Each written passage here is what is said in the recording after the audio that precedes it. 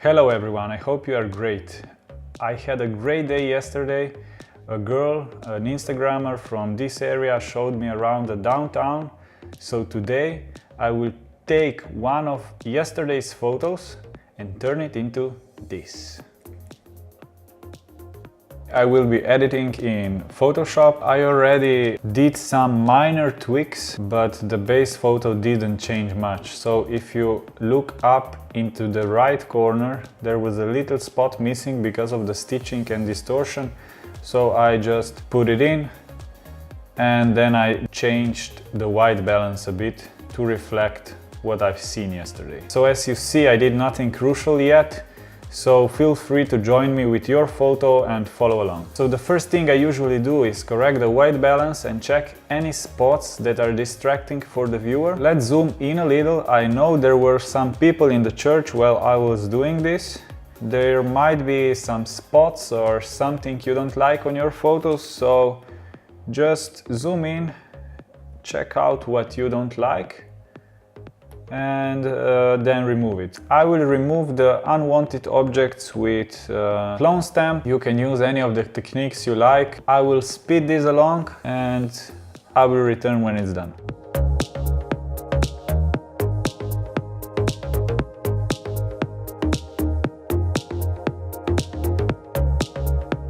Okay, so I am back. I did all I had to do. There wasn't really much to do on my photo.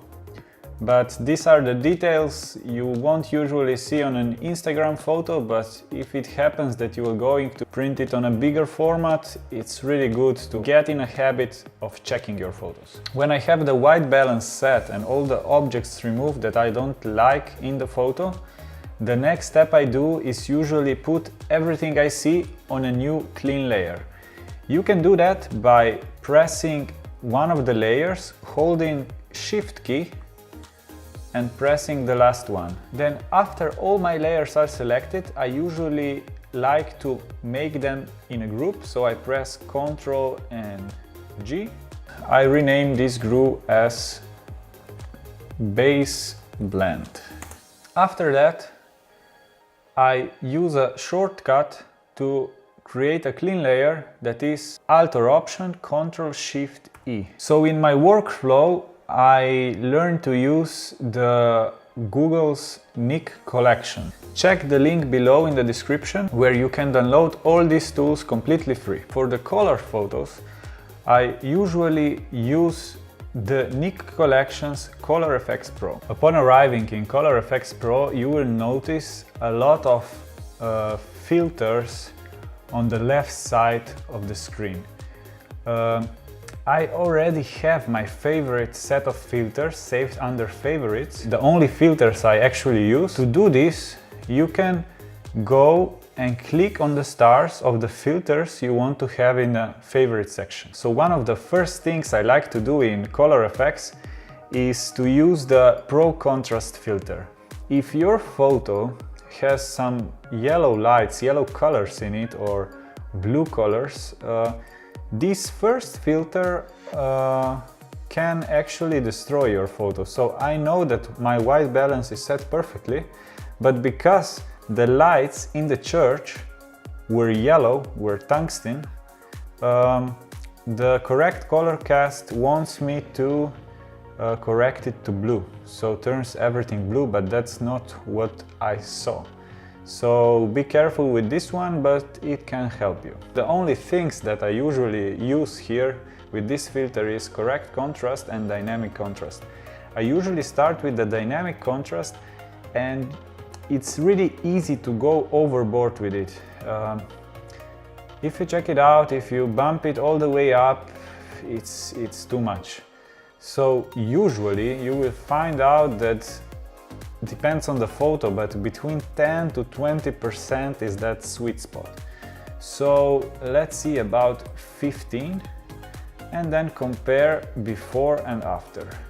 And the correct contrast really depends again on the photo. If your photo is predominantly dark, it will try to brighten the photo. If the photo is already bright, it will try to darken it. As you can see, our photo is a bit dark, so this filter tries to brighten it.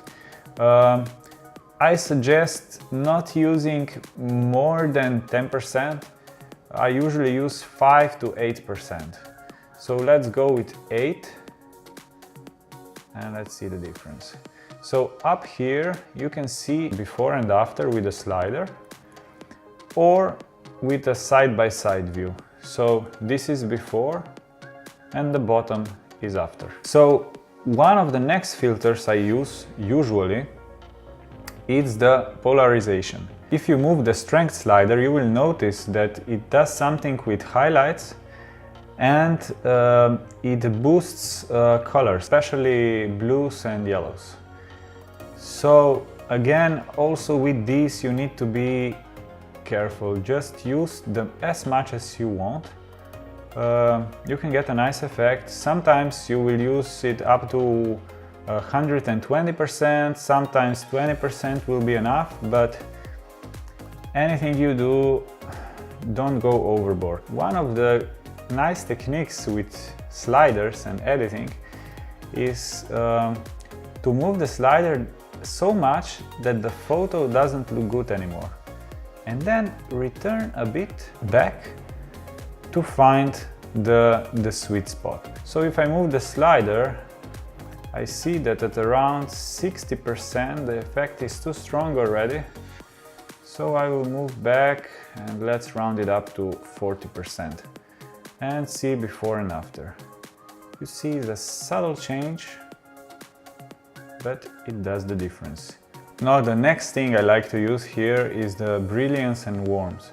In this filter you use the warmth slider and again just small movements. If you want to cool down the photo, you go to the left. If you want to warm it up, you go to the right. Now I use this filter usually to warm the photo to get a nice feel to it, but I never use it more than 10%. So maybe this time let's go with 5%. And as you see, it darkens it a little, but it helps to unify the overall feeling. And lastly, I like to use the classical soft focus. This filter completely destroys your photo if you don't use it locally. So to use it locally, you can use these control points and place the filter exactly where you want it placed. As a rule of thumb, you use it where the light touches the edges. The round edges, the sharp edges, doesn't matter because this filter softens the contrast and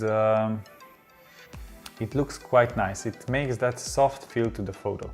So let's see, you can adjust the size of the effect you want and the opacity, the strength. And then if you hold Alt and click and drag the control point, it makes an exact duplicate.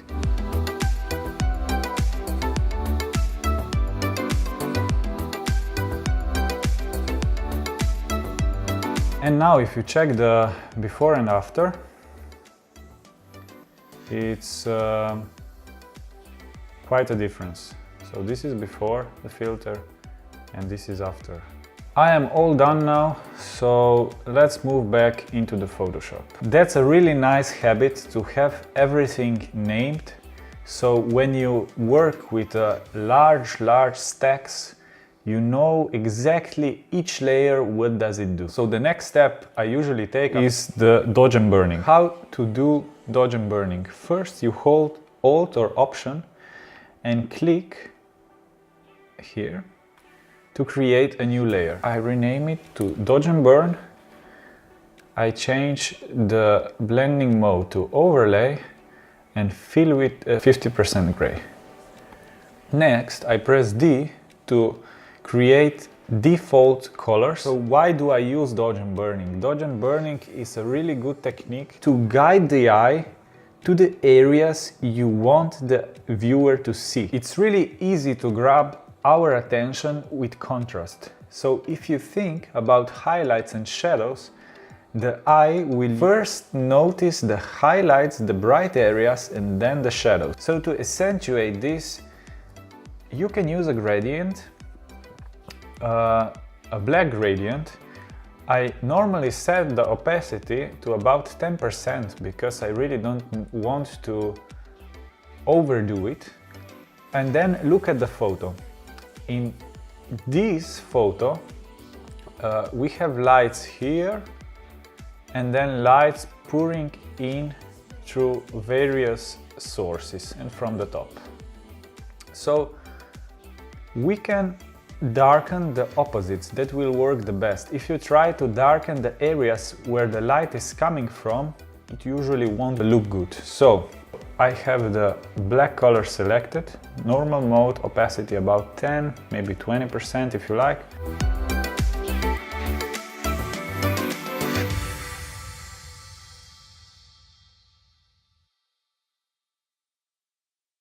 Okay, so I have my focus in the center of the image. Next, I have a feeling it will do a really nice effect if I create fake light rays. There are various methods how you can do this, but one of my favorites is this one. You choose the lasso tool, the polygonal lasso tool. You always need to select a light ray that is coming from the source of your light, in this case windows and the top. So you create a shape of your light ray. You always do two shapes for each light source. So the first shape is a wider one. Then you want to feather it. Go to select, modify, and then feather. As you see, I already set a shortcut for this feather to Shift F6. But if you don't have it set, you can go in this way as I'm showing you. So feather, and the first selection I like to feather about 300 pixels. Next, the selection is feathered. This means that the edge won't be sharp, will be really smooth, and it will simulate the light ray. So when you have the selection done, you go to adjustment layers and create a curve layer. In the curve layers, you have the shadows in the left corner and highlights in the right corner. So I raise the highlights too much. So it is destroying the photo. But you can use the opacity to dial down the effect. So about maybe 20%, 25, let's say 25, so it will be round, is enough. You can say you cannot see anything, but if you see the before and after, there is a big difference. So to make the light ray more believable, I like to create the second light ray in the first one that is narrower than the first one, using the same process. So feathering it, this one to about 100 pixels. And then the same. Adjustment layer curves, raise the highlights, and then lower the opacity. Okay, so I will do this to all my light sources, and then I will show you the before and after.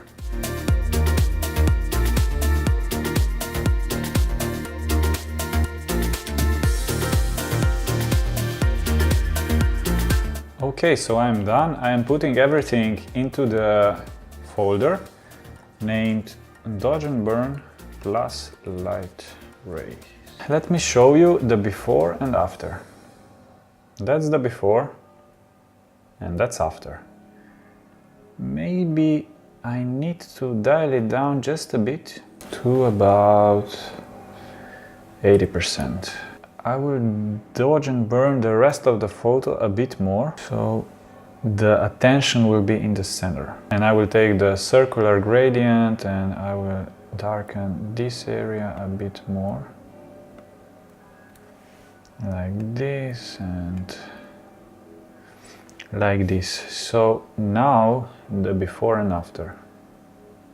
That's the before and that's after. Okay, the photo is looking much better now. The next step I usually do is sharpening. I move the layer on top of everything else So with the sharpening layer selected, I go to Filter, Other and High Pass. Now here it depends on your camera. For my camera, the sweet spot is about 3 pixels. You have to test it out, but usually between 2.4 and 3 pixels it's the sweet spot. So 3 pixels.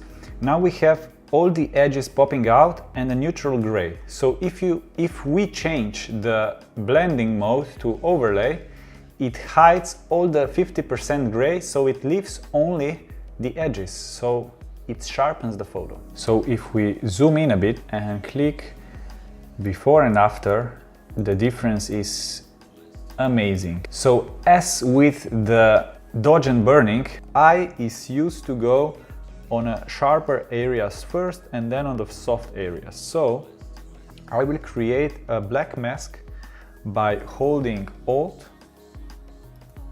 This hides everything, and then I will select the brush. Be sure to check that the foreground color is white and then set the flow to 100%.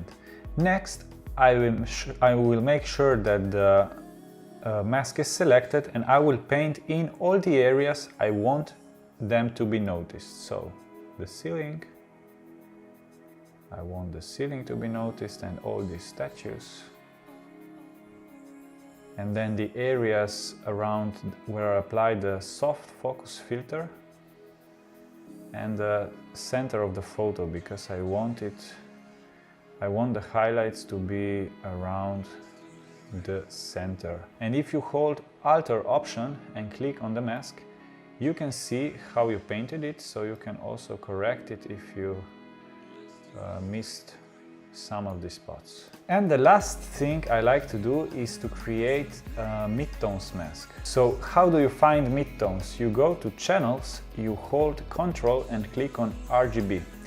This selects all the highlights in the photo.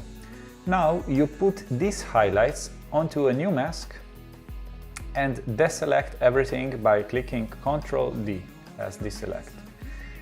Now you copy this channel, because this is the channel of highlights, and on the new channel you press the CTRL+I, I as invert, so it inverts the photo to shadows. So now you have shadows selected.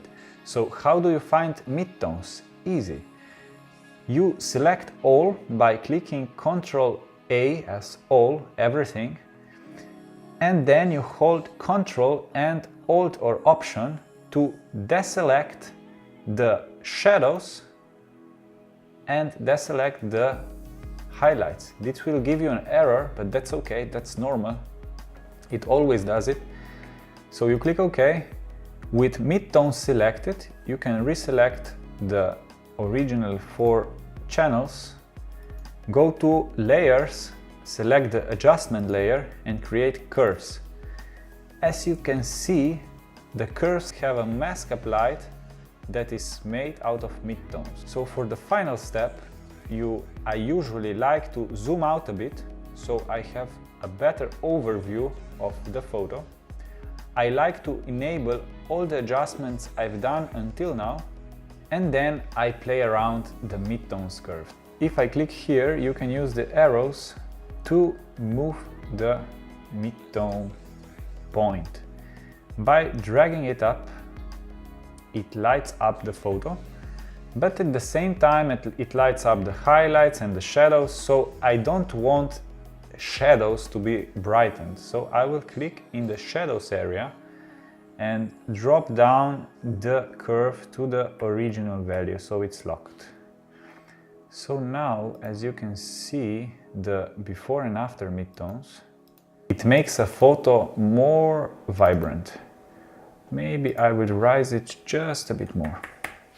So if we check the before and after, it's quite a difference. As always, I would like to thank you for taking your time and watching this video. I hope you find my techniques useful, that you learned something new today. If you did, please consider liking and subscribing down below. It will help me a lot, and I will see you around.